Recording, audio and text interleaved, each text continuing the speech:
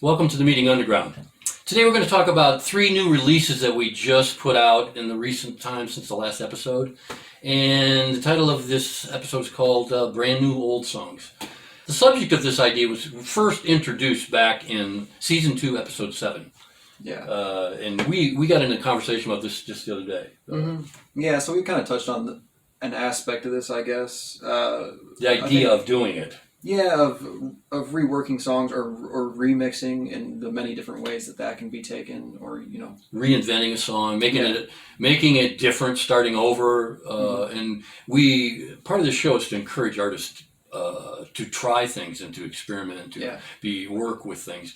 Well, that was what that episode was about. It was called, actually we called that episode "Rethinking and Remixing a Song." But we actually have some product now that this episode is going to be talking about. So it's like these are older songs that we just reconstructed. Some of them never had a video. Yeah. Some of them were versions that we sang live, and the attempt on it was to change and make them, bring them into a new form. Make them fresh again. Yeah. So the first one we're going to talk about is a Blind Drifter Luke song that that we just released recently in the last month or so, and it was Long, Long Road. And originally the song was Long Road Home, and we played that a lot. Which we played. Yeah, that was a kind of a regular part of our set for the two years or whatever. Cycled. It was always a good part of the set too, I thought. It filled a good space because that original version was very much kind of a somber, slow, introspective blues song about straightforward blues kind of thing. I mean, different types. We played a straight blues. It was very slow. Yeah, the tempo of it, the movement of it, was just a slow blues, and the song is talking about growing up and the difficulties and the disappointments of things, relationships, and how they went and all that stuff. Yeah. So we did that. We played that a lot, and the only video version of that is, I think I have one of me playing from one of the old episodes of the first season of Meeting Underground. Yeah, I think so. And but it never had a video. So when the idea of doing a video was there, we kind of came to the idea of, let's just re-record the song. Let's do it, and let's do what we talked about back in Season 2, Episode 7. Yeah, and make it new to us, make it new to others that have maybe heard the other version, but it really kind of breathes new life into it. And what do you think of the new one? I think it's great. Audio. We're talking about audio at this point. Again, you went from like having the original in our set list. It would fill a certain so it would slow things down. We would have a rock song, and then it would slow it down into this more bluesy thing. But now with this new version, it kind of gives it this new energy, this kind of a little bit of funkiness. Brings it, modernizes it a little bit. Yeah. What I do like about it, I like the whole approach. The building of the track was all built on percussive stuff. Yeah. Very syncopated percussive. Yeah, it has that roll to it. Yeah, and that kind of started to set the mood for it. And then the guitars and everything bring it into more of a rock song. Yeah, more like experimental modern rock type of thing. Modern rock kind of thing. And it was kind of, it allowed us to experiment also with some new styles of playing and new methods, some vocal stuff we did. New technique, video production techniques, which I've been learning more, working on more. And then the more you do all this stuff, the more you play, folks, the more you do what you do, the better you get at it. And that's one of the things we can encourage everybody with. As an artist, you want to get better at something, don't wait around for things, just keep at it. Doing it. Yeah. So we ended up with a video. The video, actually, we have, a lot of times when we release videos, we'll put a separate, like a line from the song or something, and that'll be actually the title of the video. So the name of the video is actually, I hope we still find what we search for. But the kind of a video subtitle to it. and the video itself, what do you think of the video? I think it's great. I think it. Explain a little bit. You're going to see a segment of this in a minute. Yeah, we'll show a little bit of it in a minute. I think it obviously fits the song. It's a lot of open road. It's a lot of it's a Traveling, following a journey through life, through different landscapes or busy cities, Yeah. and it kind of gives you the feel of almost like touring or something, like of the long path that we all go through, and all Yeah, it's it's definitely a road song. It's like the theme of the video is obviously driving, moving along, and that kind of thing. But yeah, I think it's pretty good. We had a lot of good responses from this song. Yeah. A lot of the video itself had more comments than more than the normal amount of comments about people encouraging us and saying they liked it. Yeah. So that's really cool, and we're going to show you a section of the song itself. Here you go.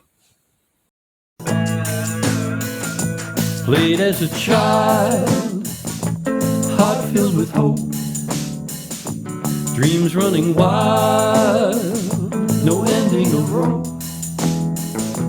nothing but skies for the limit. Seems such a long time ago. It's been a long road. So the second song we're going to look at is the song Maybe Tomorrow. Now, Maybe Tomorrow has a long history with us. Yeah. It's been a main part of our sets from the very beginning.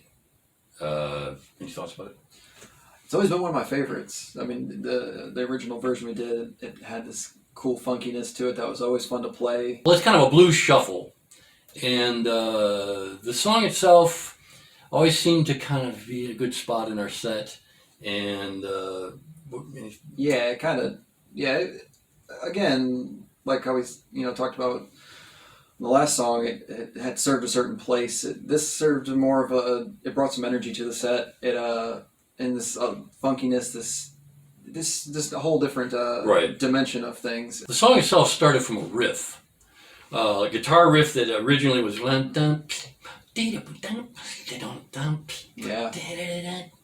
it was a cool riff that I wrote way long time ago. Mm-hmm. And then back it's been quite a few years back now, I went back to school and did some classes on music technology. Well, in that we took and actually formed it into a song.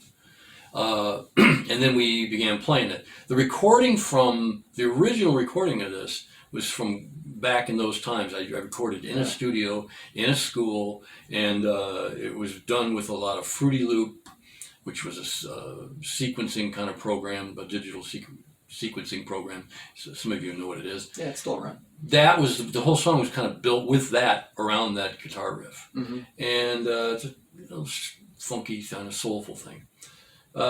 So, time for updating. Yeah.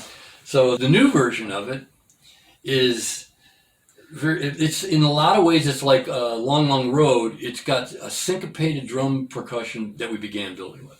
And that's kind of what inspired you to want to do it again. I think you found and you kind of started to hear rhythms. this new thing you could do with it. It almost has like this little kind of swingy. It's jazzy. Yeah, it's swing. like a little jazz feel to it, and it was kind of different than anything else we had messed with. And so there's the idea of reinventing a song or restructuring one or rewriting it or reworking it.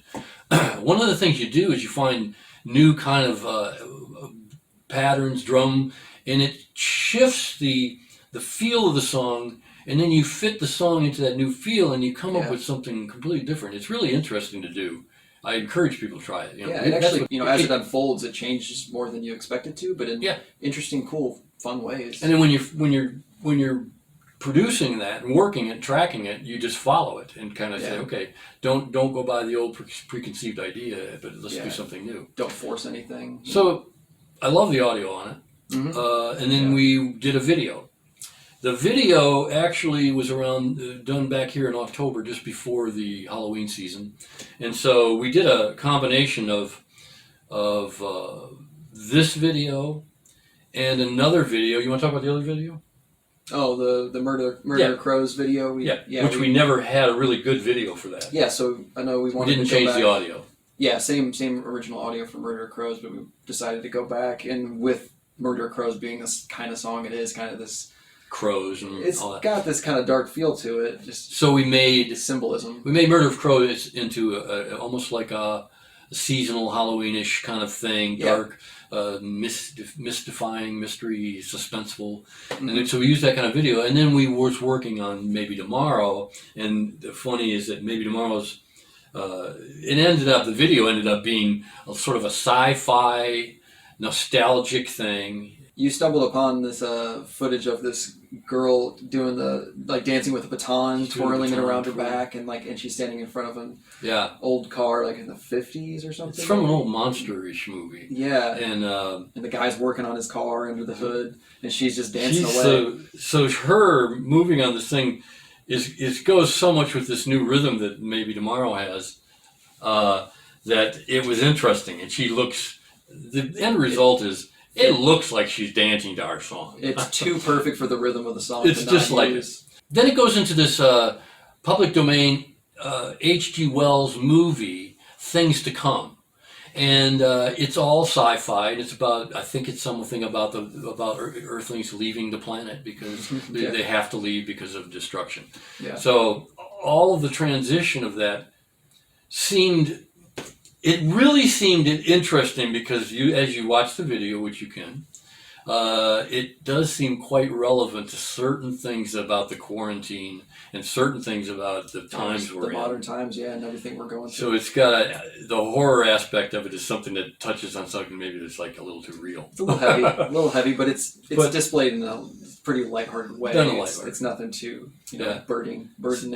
So I like the video. It's all silent black and white film, and at the end, so there's a guy and he's standing there staring up, looking off, looking ahead, and he goes mouthing, "What shall be, what shall be." So it's kind of a great ending. It's kind of perfect for the whole lyrical line of around Maybe Tomorrow. It's all about what's to come. So the song and the video, we were pleased with it. That's a Blind Drifter Luke song, and it's also part of the Midnight Videos, and we liked the result. Here's a little sample of it.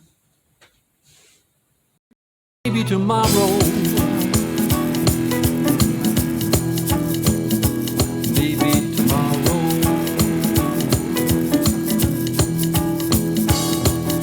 sometimes it don't seem nothing good can come without a fight. You gotta push on through the dawn to break this damn dark night. So I'm gonna keep on pushing on. I'm gonna keep on pushing on. I'm gonna keep on pushing on. You gotta keep on pushing on till tomorrow. That's how we do it. So the third song we wanted to touch on is the most recent one, Prodigal Heart, and it was originally Get On Home. Yeah, I actually wrote the song on Father's Day. Yeah, that's You remember that? I do. I wrote it while I was waiting for our Father's Day gathering. At the time, we were all going to meet at my daughter's house, I believe. And so I wrote this song while I was waiting, and it's basically a Father's Day song. And it's also a play on the prodigal son. But a lot of it, too, was part of what I remember of my dad when I left home. When I asked my dad if I could leave home and move out. Yeah. And so part of that is the emotion of that. But anyway, so the original one was that. Yeah. And we played it. We played it early on or something. I think, as Blind Drifter Luke, I think we maybe implemented it a couple times into our set, but it was never one we... Never became a normal. It was always fun to play, but it was never... I guess we never really got it down tight. So I think we might have done it longer than we think. We might have done it the first several months or something, but we did it in sets, and then it kind of slowly weaned itself out of the set. Yeah. And the song had a video, which I created back in the original writing of it, and it was okay. But it was time for an upgrade, I thought. Yeah, we've learned a lot since then. So. And so this was a jail song, hashtag jail song, which is my solo work. Yeah. A lot of times Jonnie works on my solo work too. It's in like what we name it, whether it's Blind Drifter Luke or a solo jail song. Arbitrary. It's kind of arbitrary. Sometimes I do them on my own, but sometimes he's in them as much as he is the Blind Earth Fluke stuff. Yeah. And but this song we wanted to do, the new version of it is more aggressive. It's more of a rock. Sonically, yeah. Sonically, maybe an 80s rock or a reference to the 80s rock kind of sound. It's got a good bed of guitars. It's laid against a nice open wall of sound guitar. Yeah. Now, how that ended up in the final mix was just part of what you do. Yeah, that's how it goes. Yeah. But I really like how it turned out. Do you think, compared to the other one, things? Yeah. What do you notice is different or something? As me being, again, still involved with it, but a little more on the outside, looking in. I really like the direction it took. It's hard to explain. It fits more like what we're doing now too. More of a rock, more modern, more contemporary. I hate that word. More indie, modern, current. Yeah. Yeah, it kind of brings it up to date. It makes it fresh again. The whole point of all of this whole episode is making all these songs fresh to us and to others. So it kind of gave it this new, oomph to it. And then we did, so then the video is pretty linear. I don't normally, when I'm working on video or, we're talking about it or however, I don't normally come linear to a song. I usually come up with something outside. For instance, like the last thing we talk about, maybe tomorrow, the video. A little more experimental. Has nothing to do with the song. And so it becomes a different story, but the music is laid against the bed of that. And then, that's most people that work video say video is a separate art. So normally that's the way you do it. Or normally that seems more interesting to me. Yeah. I lose interest when I'm just trying to follow the lyrics and make video to go with that lyric. Yeah. But for this, the prodigal song, Prodigal Heart, Get On Home, it basically is the video is basically telling the same story. In snapshots and little pieces of the song. Yeah. But what I like about it is, I think the lyrics for the song and the feel of it is, I guess a lot of your songs are, but this song has a very human feel to it. It's about raw emotions and dealing with separating from people, your family or loved ones or a relationship, or it's just got this very heartfelt and mostly about choices we make about all that. Yeah, and how it affects others and ourselves. Yeah. And I think the video portrays that really well. I think that's good. That was even though it is lit like a fairly linear telling. It's linear, but it is the emotional side of it. Yeah. And the song itself is about. You could look at this song from different ways, but it's basically about someone leaving because they've had enough. That's the video's name is I Told You That I Had Enough. Yeah. That again, we're talking about how we name videos sometimes. That's the name of the actual video. I Told You That I Had Enough. Yeah. And so that shows a guy, leaving, and the lyrics, fit that image. And then comes on the person that you left behind. Yeah. And I have to say, this actress that did this, she's paid by a service, and she's an actress, and she did this part, and she gets paid by our using and paying for her services, using the footage. But I have to say, the raw emotion in her eyes, knocks it out of the park. Her face, man, it makes you. It's heart wrenching. It draws you in. So that's the person left behind. And the second one, is a different situation where the person in the center of the story is left by somebody. The other side of it, yeah. So it's like they're left by somebody. Kind of replacing the you have the video of the second engagement. Now these could not be, they don't have to be linear like that. They don't have to be about the same thing. But that's what it's appeared. The second part of the song is in a place where it's the guy that gets left behind. So now he's the one hanging back with all the remorse. And so that comes out in that. And then it goes into a section part about, the bridge of the song is about home itself, a statement about home, like home is where your heart is. And basically in this scenario, the heart is running, it's on the roam, it's leaving people behind. Yeah. And it's different people leaving different people behind and all that. So it's basically something about human nature and how we do and a bit of like the hero's journey of leaving to go find yourself. And then that bridge is a little bit about, And then sometimes the choices you make and some of that is like what you leave behind. So the last part of this is actually the part that's from about when I was a kid. Yeah. I remember the moment, the day that I talked to my dad. We were standing on a driveway of the house that we lived in, and I said, Dad, I want to leave. I want to move in with my friend, my buddy. And my dad and I had rough relationships, but we came around to, I love my dad, and he had his issues like I do. But I remember him saying, "Oh, yeah, you're sure, okay, stiff upper lip, okay, yeah, that'd be fine, great." But I looked at his eyes and I knew. And the sentiment of this third part of the song, with the little boy who's looking at his dad saying, "I'm leaving. I got a life to live. I'm gone." Mm-hmm. It's built on that feeling I had, and then it goes to the last scene of that third verse where there's a face of a man. It could be looked at different ways. It could be the father that was left, that you left, or it could be that little boy when he's grown up looking back on his life. Yeah. And then the tapping into the prodigal idea, the prodigal heart, the prodigal son. It's not to be heavy-handed, but it's that idea that God is like that father, and he's looking for you, and that he loves us, and he wishes we were near. That's the meaning of the parable of the prodigal son. But this is not specifically a religious song at all. It's just the idea.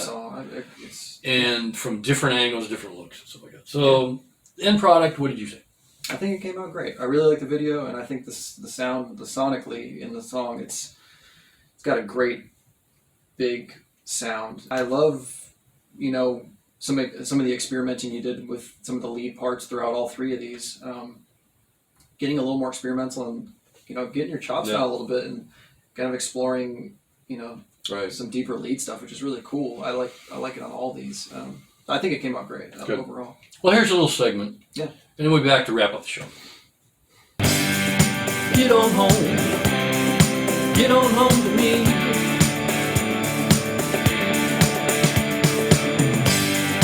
Get on home. Get on home to me.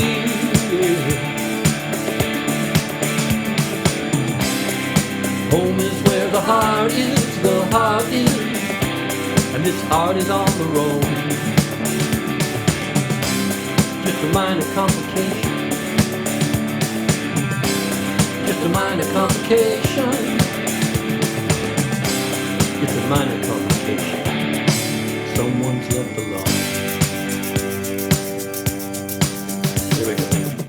So there you have it. This is what we wanted to accomplish, wanted to look at in this episode, because we have 3 new pieces of content, video content, song, audio content that we've just put out, and all of them were reinventions or remixing or rethinking. Therefore, brand new old songs. Mm-hmm. And it's a great way to instead of, you don't always have to be writing new songs. Sometimes you can take old songs and make it new for yourself and make it new for others, and it's just another tool and to keep the inspiration and creativity going. And we want to encourage people. You need to just do. You need to work at stuff. Don't wait around. Don't let that little editing voice in the back of your head stop you from trying stuff. It's easy. That's the art. The art is the idea of stretching out, moving out on things that inspire you, and so that's kind of an example of it. This is kind of example of 3 songs. It's kind of also get you up to date on what we're doing over here at THRU Records and what we're doing now during all of the turmoil of what's going on around us. We're going to focus on art. We love it.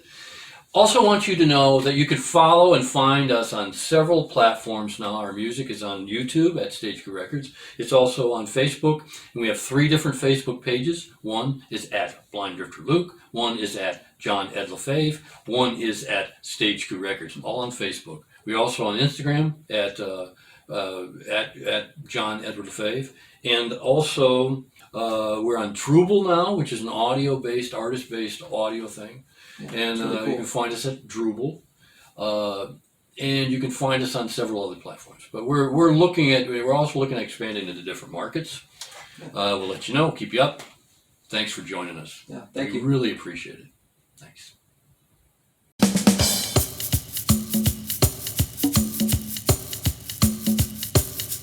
Maybe times are changing. Right now I don't know. All this fighting going on, I don't see no change in store. We got got to try.